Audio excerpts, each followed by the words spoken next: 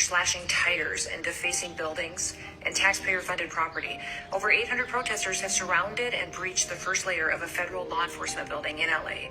Allowing illegal immigrants to pour into your state.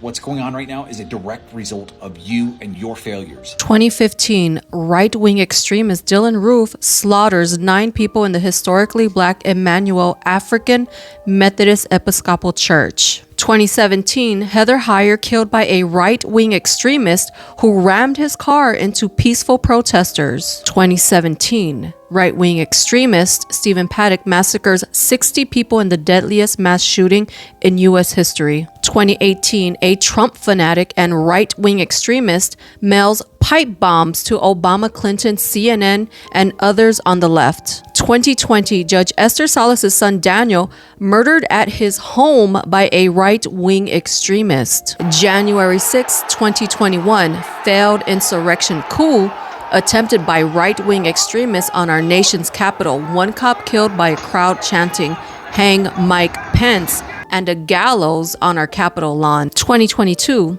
a right-wing extremist slaughters 10 black people in a Buffalo grocery store after being radicalized by Fox News. 2022, Paul Pelosi, Nancy Pelosi's husband, had his skull smashed in with a hammer in his home by a QAnon MAGA right-wing extremist. Oh, and let's not forget about the plot to kidnap sitting Governor Gretchen Whitmer by right-wing extremists. Just last week, at the command of a right-wing extremist, sitting Senator Alex Padilla was dragged from a press conference for asking a question, not to mention the current right-wing extremist party kidnapping people and ripping families apart. And just last week, Representative Melissa Hortman and her husband Marcus Mills were shot in their home, and Senator John Hoffman and his wife Jody were seriously wounded in the same attack. The shooter, again, voted for Trump and is a right-wing extremist. Not to mention that both assassination attempts on the violent 34-time felon rapist y'all voted for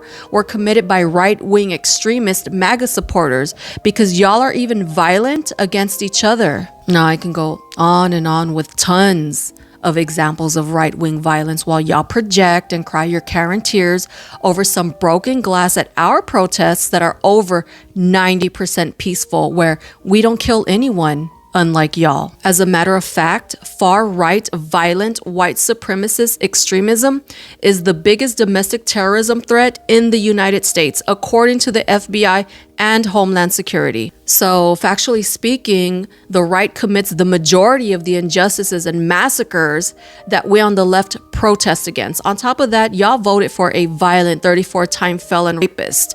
Do not try to gaslight us about violence when your president is a criminal.